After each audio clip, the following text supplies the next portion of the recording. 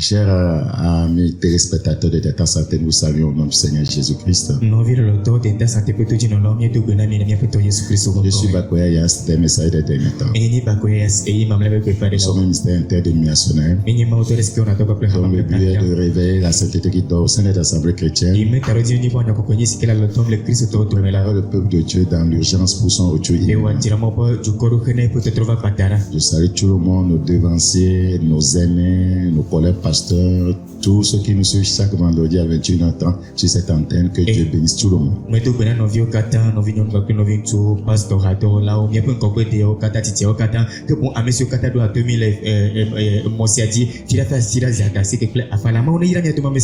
Avant de continuer avec notre série d'enseignements, le bon combat de la foi, je voudrais vous rappeler que nous sommes dans un programme de 1 mois de jeûne de prière. Nous avons commencé cela depuis le 1er et nous continuons ce programme ce mardi, ce mercredi, samedi matin à 7h30 et dimanche à 7h.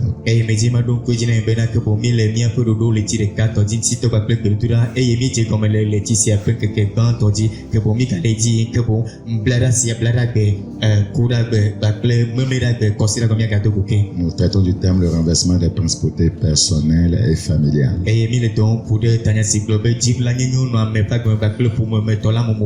Un programme qui amène le peuple de Dieu à un retour radical à Dieu, à beaucoup de délivrance, de guérison, de restauration, d'ouverture de portes.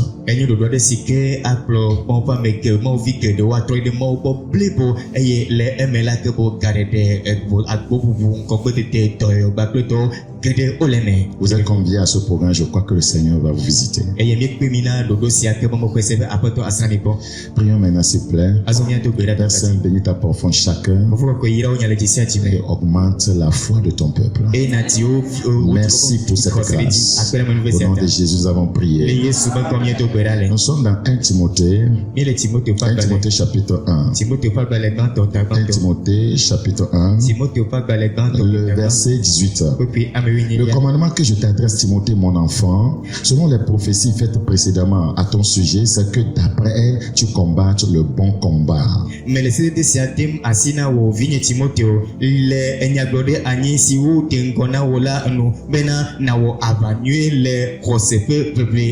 En gardant la foi et une bonne conscience, cette conscience, quelques-uns l'ont perdue et ils ont fait naufrage par rapport à la foi.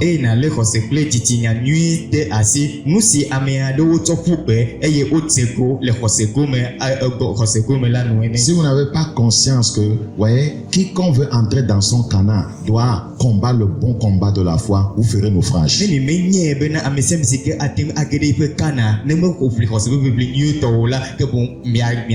Quiconque veut rentrer dans les grâces de Dieu, les faveurs de Dieu, voyez, sera résisté par l'ennemi.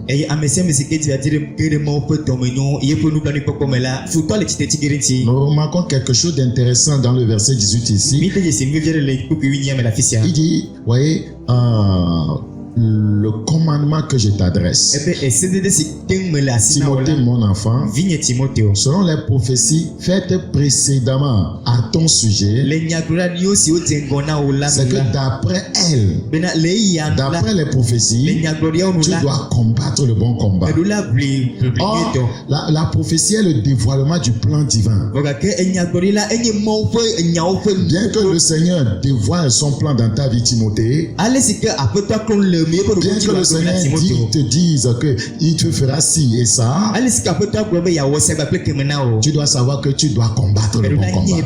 Vous voyez, les croyants pensent que ce qu'ils attendent auprès de Dieu leur sera livré sur un plateau d'or sans combat.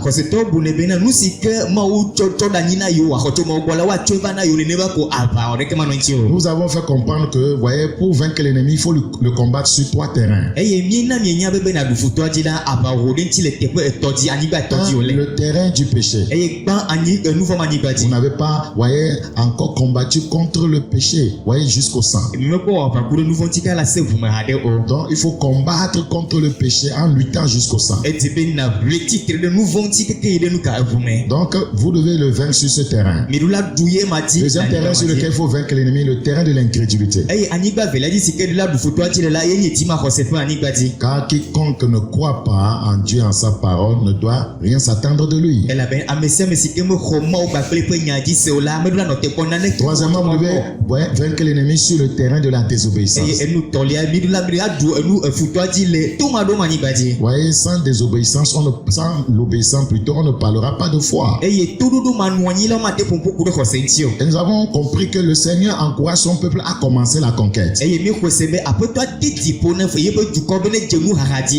on ne peut pas entreprendre, voyez, une conquête si on n'a pas la puissance.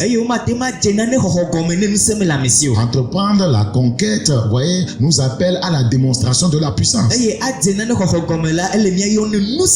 Nous avons dit que le socle de la puissance de l'Église, c'est la résurrection du Seigneur Jésus. La Bible dit que si Christ n'est pas ressuscité d'entre les morts, notre foi est vaine. Donc la Bible dit que quelle est envers nous qui croyons l'infinie grandeur de sa puissance. Quelle est envers nous qui croyons. Vous croyez, il libère sa puissance. La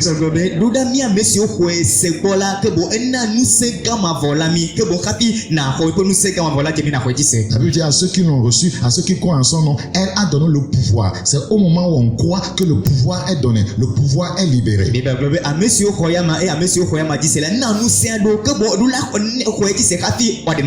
Donc c'est tellement important, voyez, que le croyant combatte le bon combat de la foi. La Bible nous a dit dans Ephésiens chapitre 6. La Bible dit dans Ephésiens 6. Nous lisons le verset 16. Ephésiens chapitre 6, le verset 16. Prenez par-dessus tout cela le bouclier de la foi. Par-dessus tout cela, c'est une arme puissante, la foi. Avec lequel vous pourrez éteindre tous les traits enflammés du malin. La foi peut arrêter toutes les manipulations du diable.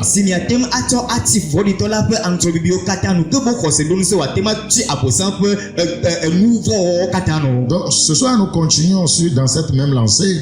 Alors nous allons voir que faire lorsque on fait face à un défi. Comment on combat un défi? Comment on combat une situation? Ou bien quand vous êtes combattu, vous êtes confronté à quelque chose, que devrez-vous faire?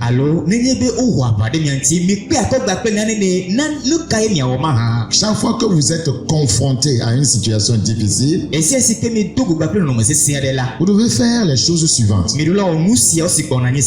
Premièrement, saisissez-vous de la parole. Quand vous faites face à une situation, à un défi, à un challenge, quand vous êtes combattu, la première chose que vous devrez faire, ce n'est pas pleurer, ce n'est pas se lamenter, ce n'est pas se décourager, ce n'est pas courir chez un oncle. Saisissez-vous de la parole. Je m'adresse aux croyants. Saisissez-vous de la parole. Saisissez-vous des écritures appropriées à votre situation.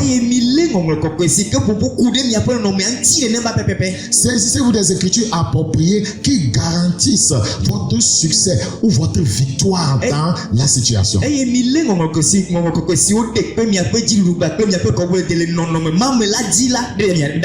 Tant que vous ne localisez pas ce qui est écrit, vous ne pourrez pas, ou bien vous ne pouvez pas influencer les événements. Qu'est-ce qui est écrit par rapport à ce défi, à ce challenge, à ce problème? Vous devez vous saisir de la parole qui en parle.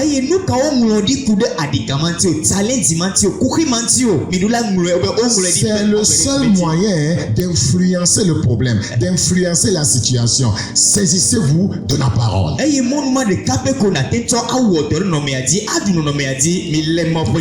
Lorsque notre Seigneur Jésus, voyez, a été tenté, voyez, par le diable dans Matthieu chapitre 4,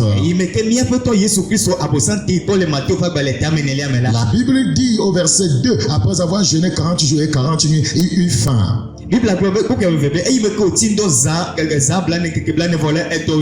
voyez, il a eu un problème. Il a eu un défi. Il a eu un challenge. Le tentateur s'étant approché, lui dit, si tu es le fils, ouais, tu es fils de Dieu, ordonne que ces pierres deviennent des pains.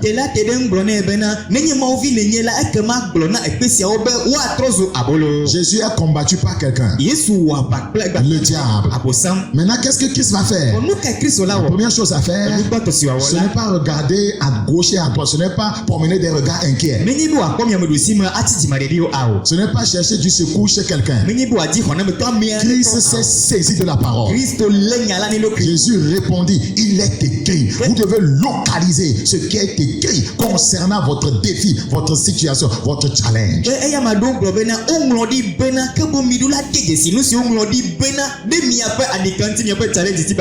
On ne vivra pas de paix seulement, mais de toute parole qui sort de la bouche de Dieu.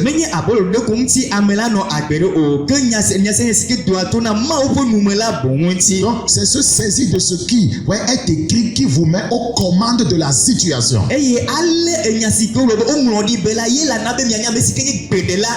Je reprends, c'est se saisir de ce qui est écrit qui vous met aux commandes de la situation, aux commandes du problème, aux commandes des combats.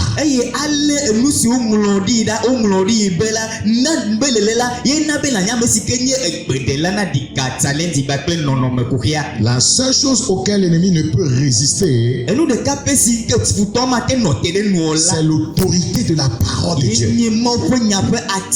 Christ l'a vaincu ici. Frère, ne cherchons pas loin. Faisons simplement ce que notre Seigneur a fait et nous aurons les mêmes résultats qu'il a eu. Amen. Quand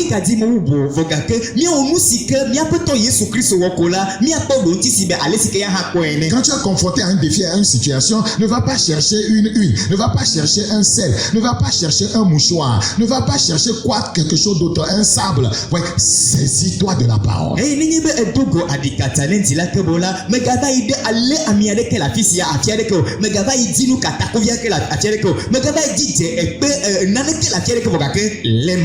Localise ce qui est écrit concernant le problème. La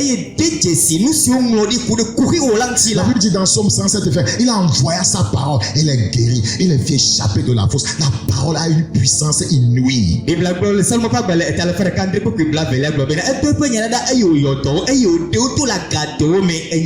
Nous nous plaignons trop au lieu de saisir la parole. Regardez dans Hébreux chapitre 11. Hébreux chapitre 11. Nous considérons le verset 3. Hébreux chapitre 11, le verset 3. C'est par la foi que nous reconnaissons que le monde a été formé par la parole de Dieu. En sorte que ce qu'on voit n'a pas été fait de choses visibles. Ce qu'on voit n'a pas été fait de choses visibles. Ça a été fait par la parole.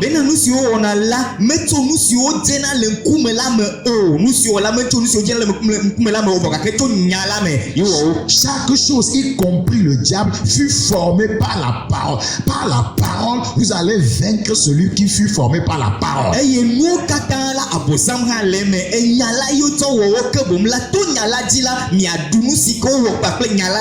La Bible dit, c'est par la foi que nous reconnaissons que le monde a été formé par la parole de Dieu. En sorte que ce qu'on voit n'a pas été fait de choses visibles.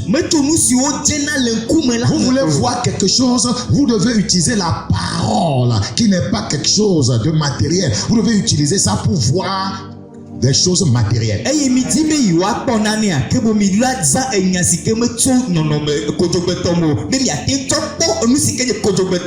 Toute la création, voyez, tire sa source de la parole de Dieu.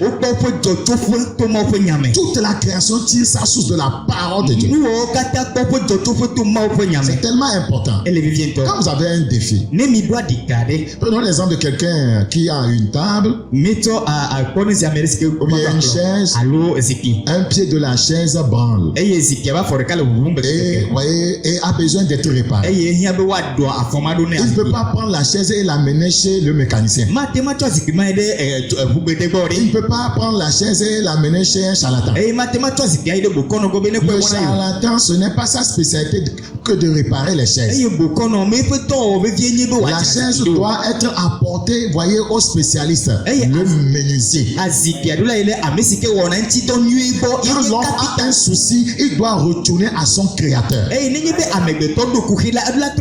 un problème de santé, voyez, j'ai un problème des douleurs de dos, douleurs de poitrine. Voyez, celui qui a créé ce corps a la capacité de réparer ce qui ne va pas dans ce corps.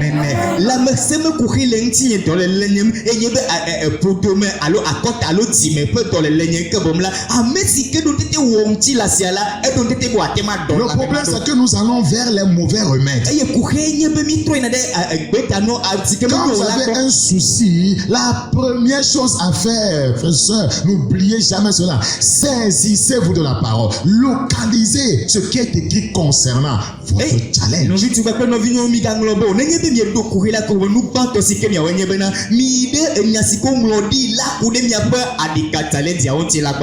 Très important. La parole de Dieu a toute l'autorité pour demeurer aux commandes de vos événements. Puisque toute chose fut créée par elle.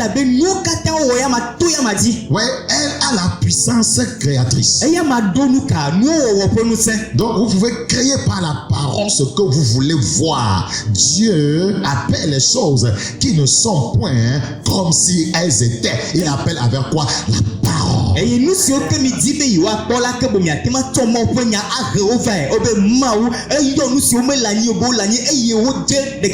La Bible dit dans 1 Jean, et je dis 1 Jean, le livre de Jean s'il vous plaît.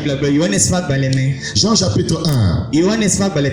Jean chapitre 1, le verset 1, rapidement à Nénévé. Praise the living God. Au commencement était la parole, et la parole était avec Dieu, et la parole était Dieu. Amen. Elle était au commencement avec Dieu. Donc tout a été fait au travers d'elle. Regardez le verset 3. Toutes choses ont été faites par elle. Tout ce que nous voyons, toutes choses ont été faites par elle. Et rien de ce qui a été fait n'a été fait sans elle. Vous n'aurez pas votre solution sans elle.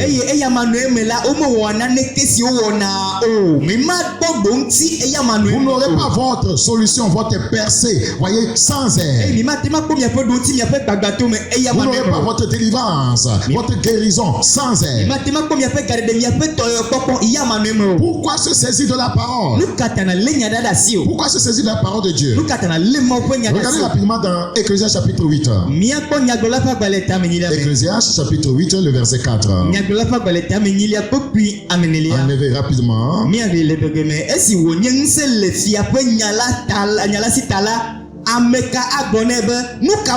Parce que la parole du roi est puissante. Quelqu'un se dit, est-ce que ma parole sera puissante? Ça, c'est ignorer les Écritures. La Bible dit, tu es un sacerdoce royal. La Bible dit, nous sommes des sacrificateurs, nous sommes des prêtres, nous sommes des rois. En tant que prêtre et roi, dans la dispensation de la grâce, ta parole est puissante. Et qui lui dira, que fais-tu? Le défi ne peut pas te dire que fais-tu, le défi va céder.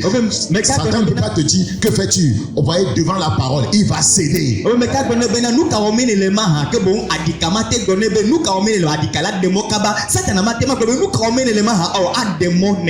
Regardez rapidement dans Hébreux chapitre 1. Hébreux chapitre 1. Ouvrez dans Hébreux chapitre 1. Nous lisons le verset 3 en élevé.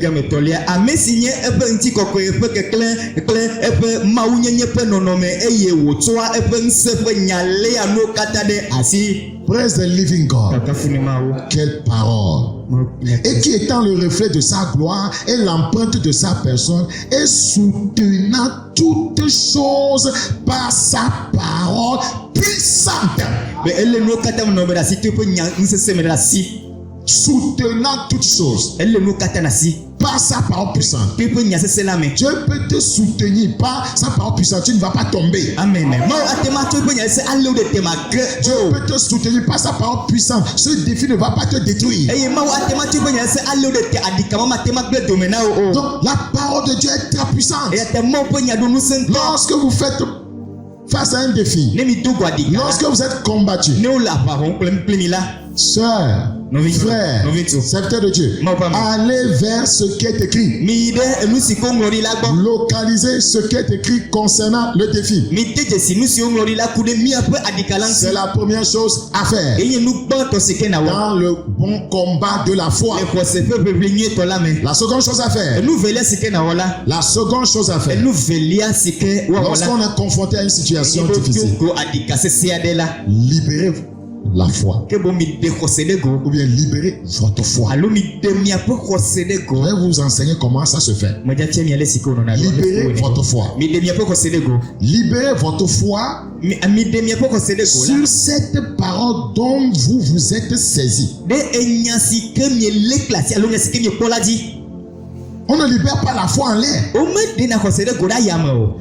Vous libérez votre foi sur la parole dont vous vous êtes saisi.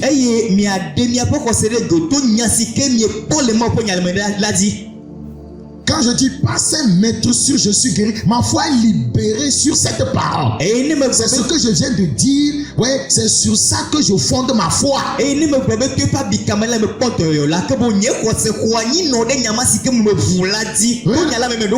Hébreux chapitre 4. Hébreux combien? Hébreux chapitre 4, le verset 2. Hébreux chapitre 4, le verset 2. Car cette bonne nouvelle nous a été annoncée aussi bien qu'à eux. Mais la parole qui leur fut annoncée ne leur servit de rien. La parole dont vous vous saisissez au prime abord ne vous servira de rien si vous ne libérez pas votre foi sur cette parole. Mais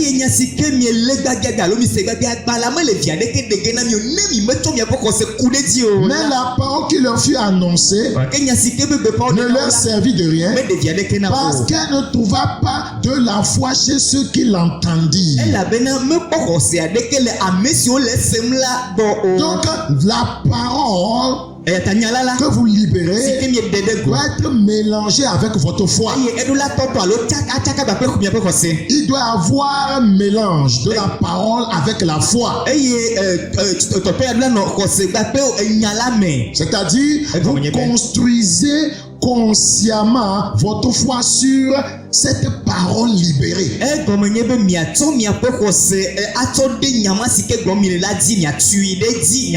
C'est tellement important. Ce n'est pas votre parole. Vous libérez sa parole. Vous localisez sa parole. Vous la libérez. Et vous fondez votre foi sur cette parole. Vous savez que sa parole est finale. Donc vous vous accrochez à cette parole. Vous croyez que la parole de Dieu est l'autorité finale. Et vous fondez votre foi sur cette parole. Ouais, ne présumez pas. Voilà. Non. Tu dois libérer ta foi. Tu dois cultiver ta foi. Tant que la parole n'est pas mélangée à ta foi, la parole demeure impuissante. C'est le problème des croyants. Ils libèrent la parole de Dieu. La plupart du temps, ils le font à l'église. Quand ils veulent prier, quand ils sortent, ils voient que la nature est en train de dire autre chose. Ah, on bat donc là. C'est moi encore. Oh, c'est moi encore. Et là, le jour arrive comme ça. Oh, c'est lui qui a libéré une parole. Seigneur, tu as dit, tu béniras à mon départ. Tu béniras à mon arrivée. colérique. Mais il sort. Sa foi n'est pas fondée sur ce qu'il a dit. Maintenant, sa foi est basculée, bousculée par ce qu'il voit. Donc, ce qu'il a déclaré avant de sortir ne va pas se manifester. Je crois que tu comprends. Praise the living God. Si vous voulez que votre foi produise des résultats, elle doit se fonder sur la parole. La Bible dit dans 2 Corinthiens chapitre 4. Ouvrez dans 2 Corinthiens chapitre 4. Le verset 13. 2 Corinthiens chapitre 4. Le verset 13. En effet.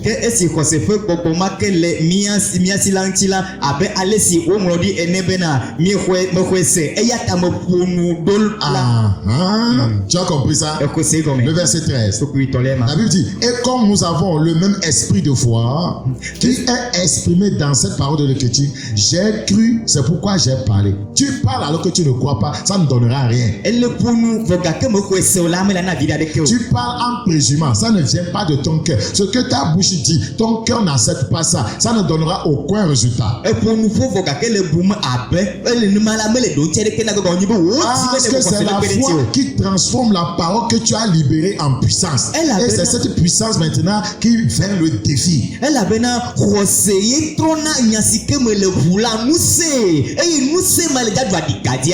Donc tu dois croire ce que tu dis. C'est tellement important. Regarde dans Matthieu 21. Matthieu chapitre 21. Nous considérons le verset 19. Matthieu chapitre 21, verset 19. Voyant un figuier sur le chemin, il s'en approcha, mais il ne trouva que des feuilles. Et il lui dit que jamais, il va libérer une parole, que jamais fruit ne naisse de toi. Que jamais fruit ne naisse de toi. C'est la parole libérée. Elle n'a pas été libérée en l'air, elle a été libérée par la foi. Christ, voyez, plus tard, va leur faire comprendre qu'il a libéré la parole par la foi. Que s'ils ont la même foi, rien ne leur sera impossible. Et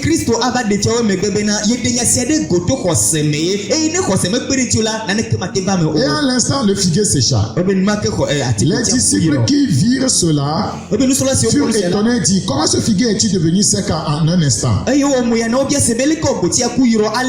Tout ce qui est figuier démoniaque dans ta vie, je maudis cela. Amen. Tout figuier de maladie dans ta vie, je commande qu'il sèche maintenant. Au nom de Jésus-Christ, j'ai libéré la parole et je crois. Et si tu crois, tu verras la gloire de Dieu. Ouais, Jésus leur répondit, verset 21, je vous le dis en vérité, si vous aviez de la foi, il veut leur faire comprendre que c'est pas la foi qu'il a libéré cette parole. Et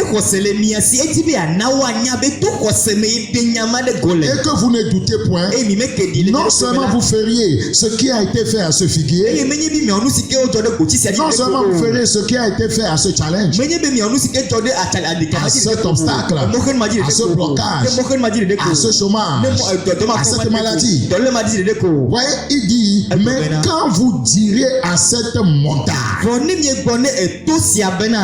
ôte-toi de là et jette-toi dans la mer, cela se ferait. Pourquoi? Parce que c'est accompagné de foi. Parce que ce que vous venez de dire de votre bouche, ça vient de votre cœur. Je crois en la parole de Dieu et je la déclare.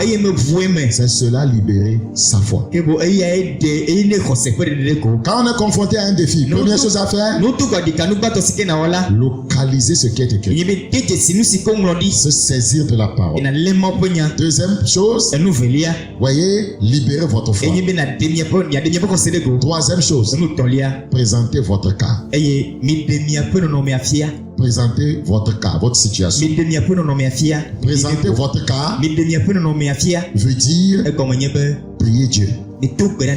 C'est la troisième chose. Présentez votre cas voudra dire prier Dieu. J'ai saisi la parole, je l'ai localisée. J'ai libéré ma foi. Et que je crois en cette parole. Maintenant, je dois prier. Je dois, voyez, présenter mon cas. Hébreux chapitre 4. Hébreux chapitre 4. Hébreux chapitre 4. Le verset 16. Hébreux chapitre 4, verset 16 en éveil.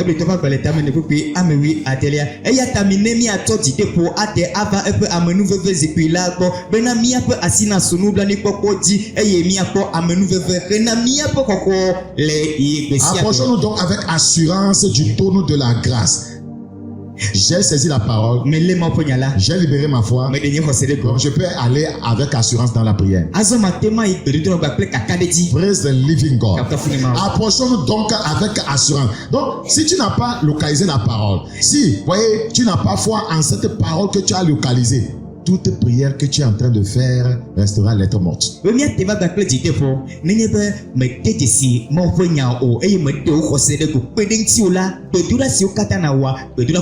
pourquoi dit approchons-nous donc avec assurance, parce que les choses préalables ont été déjà, voyez, faites. Approchons-nous donc avec assurance du trône de la grâce afin d'obtenir miséricorde et de trouver grâce pour être secouru dans nos besoins. La réponse sera certaine. Le Seigneur te fera grâce au nom de Jésus.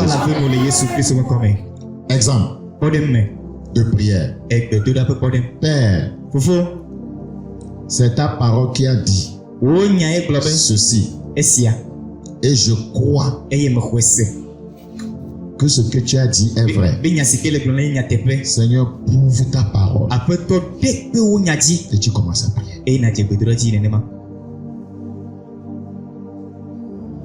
Saisis la parole. Crois en elle. Prie le Seigneur. Nous prions en l'air. Et nos vies sont en l'air. Nous prions en l'air. Et nos situations ne sont jamais déconfaites. Père, c'est ce que ta parole dit. Et je le crois. Prouve ta parole. Simple. Prouve ta parole. Dieu prouve toujours sa parole. Il n'est jamais sa parole. C'est important. Regardez dans 1 Jean 5. Présentez votre cas. 1 Jean chapitre combien? 1 Jean chapitre 5, le verset 14. Regardez. Nous avons auprès de lui cette assurance que si nous demandons quelque chose selon sa volonté, il nous écoute. C'est pourquoi il faut saisir la parole qui est sa volonté. Crois en elle. Et maintenant, voyez, présentez votre cas, prier. Et si nous savons qu'il nous écoute, il s'agit de la prière. Quelque chose que nous demandions, nous savons que nous possédons la chose que nous lui avons demandé. Ça, c'est la foi. Nous savons que ce qu'on a demandé, nous possédons déjà la chose. La chose est accomplie, voyez, dans le spirituel, dans le surnaturel. Et nous attendons la matérialisation dans le naturel. Quels que soient les défis que nous voyons encore, quel que soit, voyez, tout ce qui se présente devant nous, nous croyons que ce que nous avons déjà, voyez, dit, voyez, s'est manifesté dans le surnaturel. Donc, nous ne ferons que continuer sur cette lancée. Ce que j'ai dit, je l'ai dit. Ce que j'ai déclaré, je l'ai déclaré. Ce que j'ai fait comme prière, je sais que c'est ça qui va arriver. C'est tout.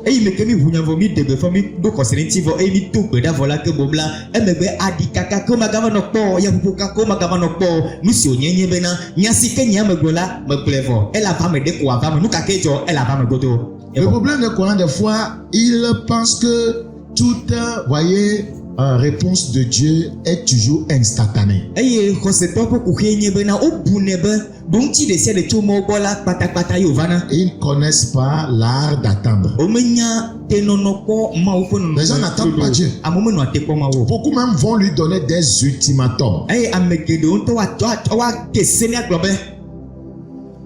Ultimatum. Eye woane sedede agblɔ be. Il lui donne un délai. Woane game agblɔ be. Seigneur, Aƒetɔ.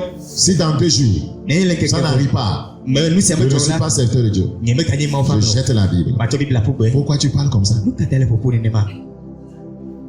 Tu as besoin de ça? Ne hiã be nawɔ ema ke hafi. La Bible dit si elle attend, Biblia si elle tarde plutôt, attends-la. si megbe la dzudzɔ kpɔe alo nɔ te kpɔe. Homme de Dieu, tu risques de te ridiculiser. Mawu ƒe ame ana be nava ɖi gbɔ ɖokuiwo. Tu risques de te ridiculiser. Ana be nava ɖi gbɔ ɖokuiwo. Seigneur, si dans une semaine, Aƒetɔ nu nyi be le tu ne donnes pas une femme, menɔ nyɔnu be ɖe o la. je m'en vais moi-même prendre. Nye ŋutɔ mava li kple nye asi. Ok? Tu vas aller prendre Agbagla Nyonu. Nenema va tsɔ agbagba nyɔnu vloe ma. Nyonu voulait. Non! Attends! Nɔ te. Attends dans la foi. Nɔ te le xɔse me. Attends comment? Nɔ te alo kpɔmɔ ne le xɔse me. Tout miracle n'est pas instantané. Nukunuwo katã menye kpatakpata On ye peut o. prier pour la guérison tout à l'heure. Beaucoup sont guéris, mais ils pensent que comme la douleur n'a pas quitté, les symptômes sont là, rien ne s'est passé. Non!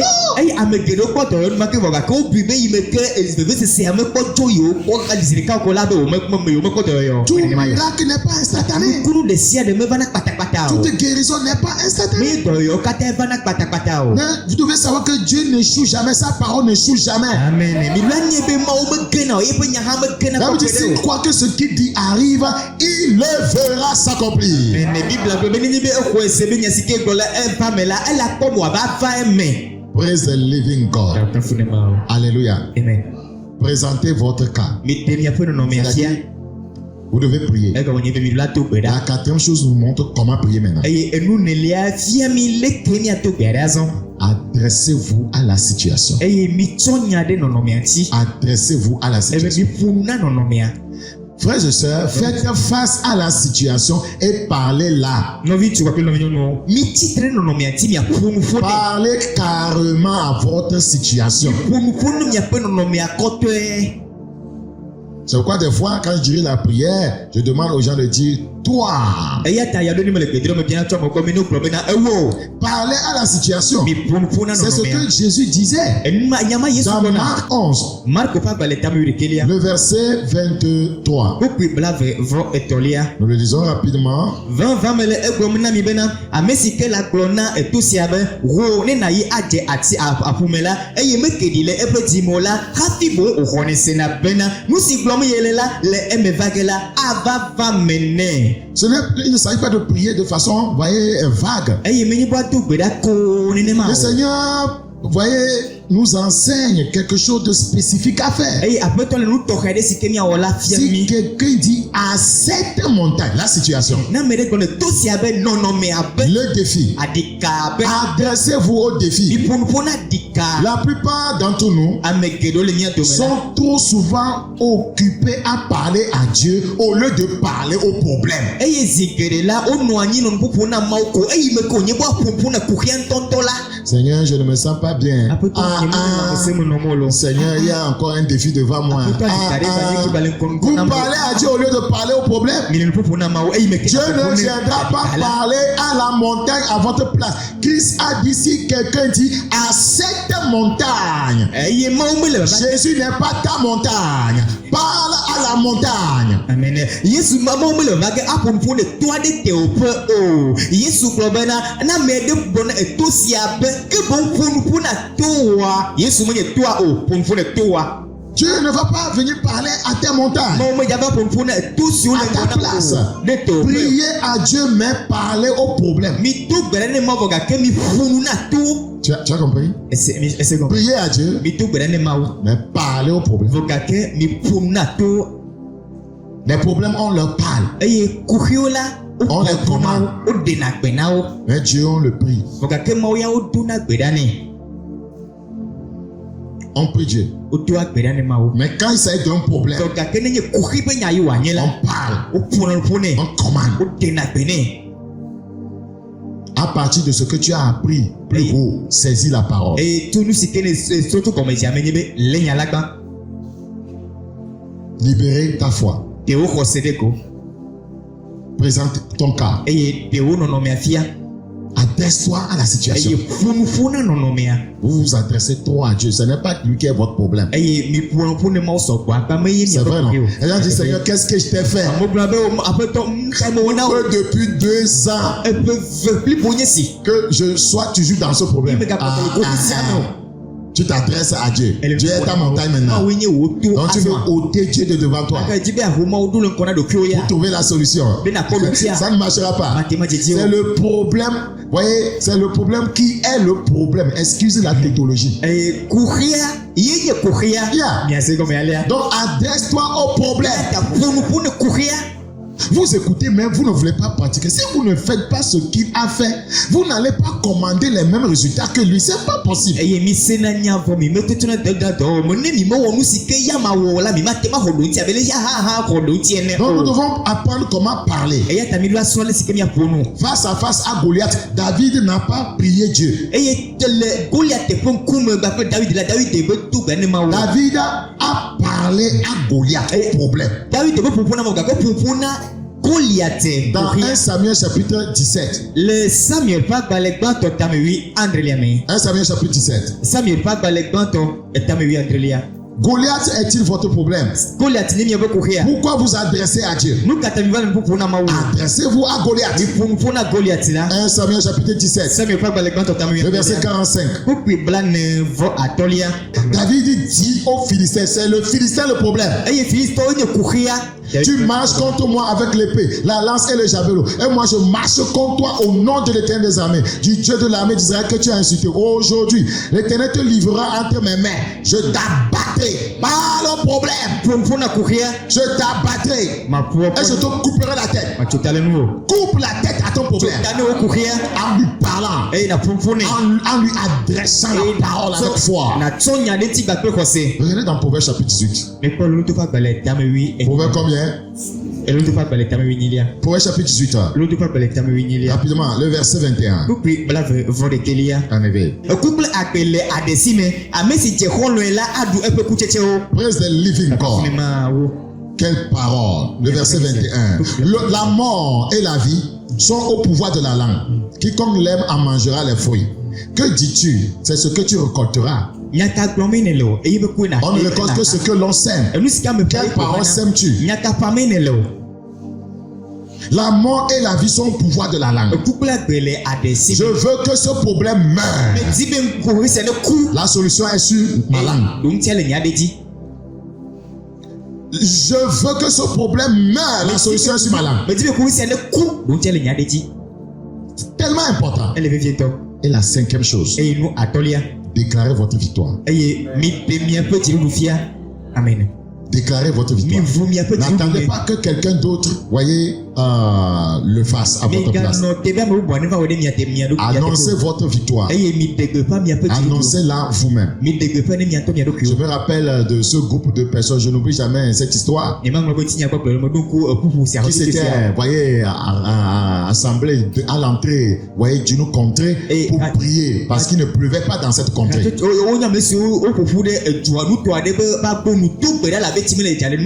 La sécheresse était en train de détruire la contrée. Ils ont prié pour qu'il pleuve. Voyez, ils étaient à voiture. Donc, quand ils ont fini, voyez, il y avait un petit au milieu d'eux. Il a ouvert le capot, il a fait sortir, voyez, le parapluie. Et puis il a mis ça au-dessus de sa tête. Il annonçait la victoire. Les grands frères ont dit, tu fais quoi ça? Range ça. Toujours vous les bambins comme ça. Est-ce qu'il pleut quelque part? Le petit a dit, mais on vient de prier. À peine ils sont entrés dans la contrée, une grande pluie est descendue. Parce qu'ils ont laissé la voiture à côté, ils ont continué à prier. Et la pluie a mouillé les grands. Le petit jubilait avec son parapluie. Après la prière, annoncez votre victoire.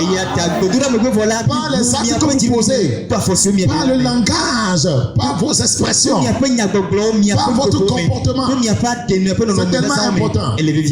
Donc, annoncez votre victoire et continuez à faire ces 5 choses. Si vous ne voyez pas le résultat encore, continuez à faire ces 5 choses. Continuez. Ça veut dire quoi? Saisissez toujours la parole. Libérez toujours votre foi. Présentez votre cas. Adressez-vous à la situation et déclarez votre victoire. Continuez à faire ces 5 choses jusqu'à ce que votre miracle vous soit libéré. La Bible dit dans Hébreux chapitre 10. Hébreux chapitre 10.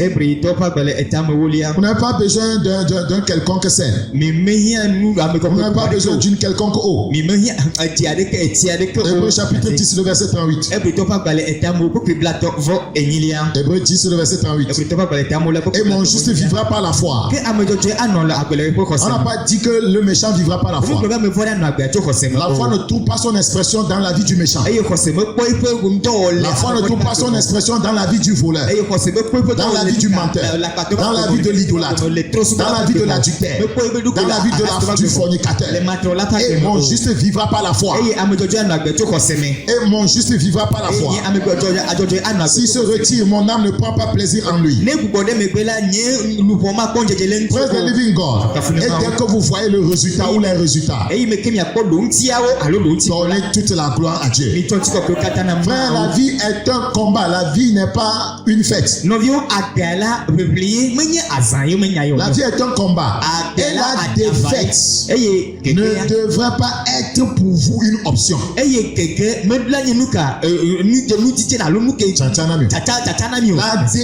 ne devrait pas être pour le croyant une option. Le croyant ne doit pas dire, bon, si je ne réussis pas, bon, c'est mieux que je joue. Jamais.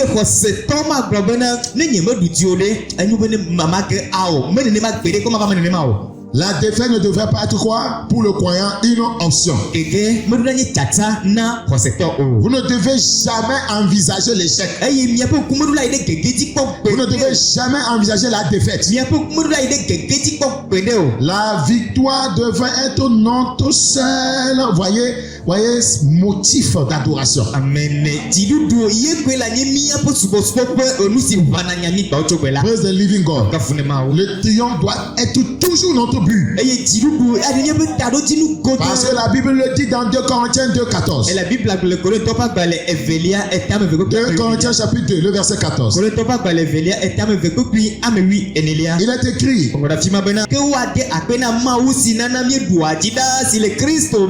grâce soit rendue à Dieu qui nous fait toujours triompher en Christ. Amen. Pourquoi il fait toujours triompher? Parce que sa parole n'échoue jamais. Parce que sa parole est l'autorité finale. Parce que quiconque a foi en sa parole n'échoue pas. Et qui répand par nous en tuant l'odeur de sa connaissance. Notre victoire attire les hommes à Christ.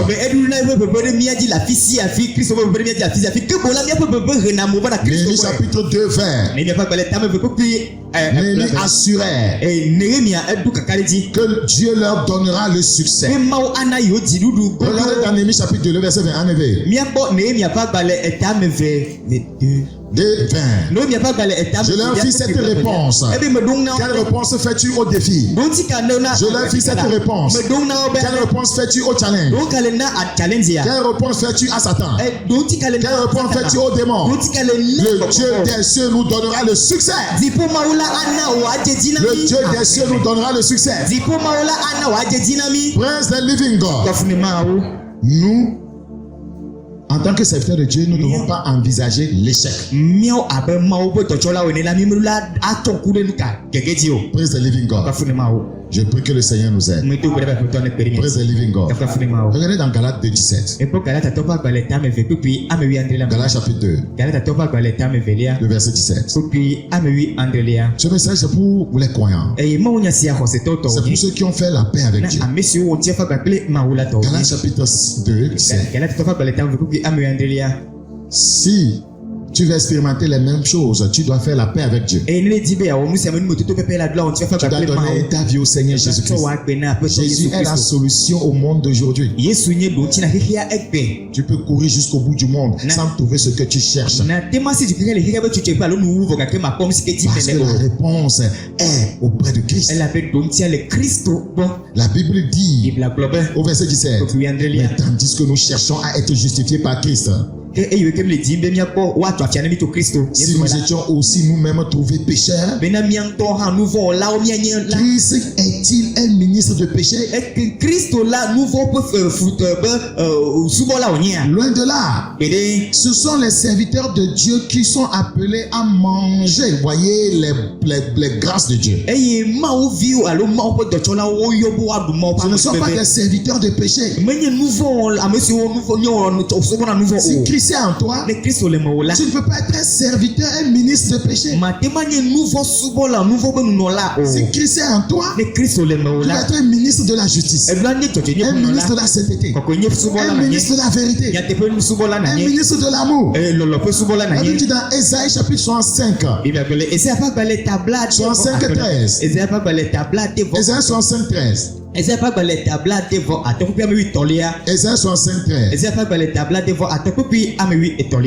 le lis rapidement. C'est pourquoi ainsi parle le Seigneur, l'Éternel. Voici mes serviteurs mangeront. Mes ministres mangeront.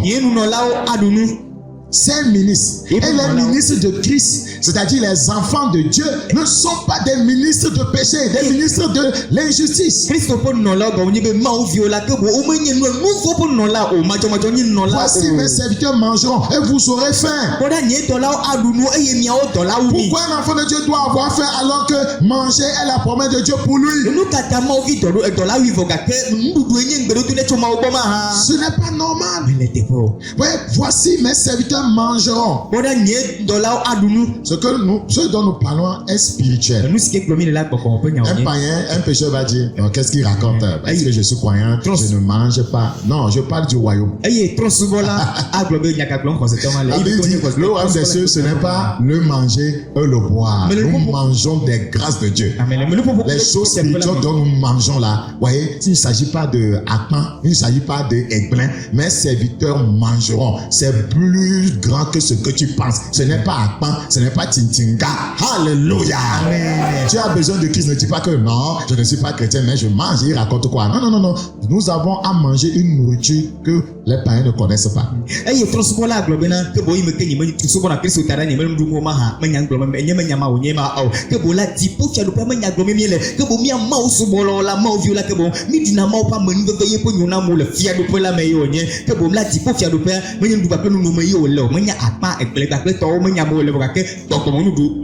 Praise the living God. Nous mangerons la vie éternelle. Nous mangerons la sainteté. Et nous en mangeons déjà. C'est quelle nourriture la sainteté? Nous mangeons la justice. C'est une bonne nourriture. Nous mangeons la puissance. Nous mangeons l'autorité. Et ça, c'est pour les serviteurs. Ce n'est pas pour les pécheurs. Si vous êtes pécheur, vous ne pouvez pas manger des grâces de Dieu. Vous pouvez manger les faveurs du Seigneur. Voici mes serviteurs mangeront. Et vous aurez faim, vous qui n'êtes pas nés de nouveau. Vous qui n'êtes pas transformés par grâce. Vous qui n'avez pas abandonné le péché. Vous qui n'avez pas abandonné la magie, la sorcellerie, l'idolâtrie, l'adultère, la haine, l'avortement. Vous aurez faim de Dieu. Vous aurez faim du salut. Mais si vous croyez en lui, vous serez sauvés. Praise the living God. Voici mes serviteurs boiront. Nous boirons les eaux de la puissance. Et vous aurez soif. Voici mes serviteurs se réjouiront. Il y a une joie spéciale pour ceux qui sont dans le royaume. Et vous serez confondus. Toute cette grâce c'est pour ceux qui sont dans le royaume. C'est pour les enfants de Dieu. Dans Malachie 3:18 dit, vous verrez à nouveau la différence entre celui qui sert Dieu et celui qui ne le sert pas. Il y a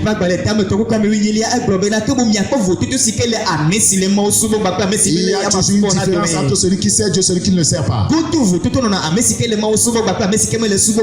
Nous n'allons pas, voyez, faire cette différence au niveau des biens matériels. Et puis moi vous tout ma Nous ne faisons pas cette différence au niveau des biens matériels. Et puis moi vous tout ma peu le nous non mais si pas godio. Mais celui qui n'est pas né de nouveau, il a les biens matériels. Mais ce qui me godio non mais si on laisse. Ce n'est pas à ce niveau que nous faisons la différence. Celui qui n'est pas né de nouveau, il a sa maison. Il a ses voitures. Nous ne venons pas à l'église pour chercher ces choses. Il y a la différence au niveau de la vie de justice. Il y a la différence au niveau de la vie de sainteté. Il y a la différence au niveau de la manifestation de la puissance de Dieu contre les démons. Mais les croyants sont en train de se leurrer. C'est pourquoi les païens ne veulent pas aller à Dieu. Ils se disent que je vais aller à Dieu pour faire quelle différence? J'ai tout ce dont j'ai besoin. Désolé, toi qui n'es pas né de nouveau, tu n'as pas tout ce dont tu n'as pas besoin. Tu n'as pas le salut. Tu n'as pas la vie éternelle. Celui qui a la vie éternelle fait la différence. Celui qui est le péché fait la différence. Nous sommes des ministres de justice. Nous sommes les serviteurs de la vérité. Et nous devons manifester la foi. Mais quand vous n'êtes pas né de nouveau, ça vous sera difficile de manifester la foi. Si vous n'avez pas manifesté la foi pour votre salut, comment allez-vous manifester la foi pour soumettre Satan? Nous sommes sauvés par grâce au moyen de la foi. Cette petite semence de la foi grandit au fur et à mesure que vous grandissez avec le Seigneur. Et vous acquérez une grande mesure de foi pour déplacer les montagnes. Oh, avec Christ. Tout est en rose. Même dans les défis, tout est en rose. Même dans les persécutions, tout est en rose. Parce que celui qui a Christ, il a la vie. Il dit, je vous donne la paix. Je ne vous donne pas comme le monde donne. Dans les tribulations, nous avons la paix dans notre cœur. Le monde ne peut pas nous offrir la paix. Mais Christ nous offre la paix. Et avec la paix de Christ, nous triomphons au milieu des tribulations du monde. Christ t'aime.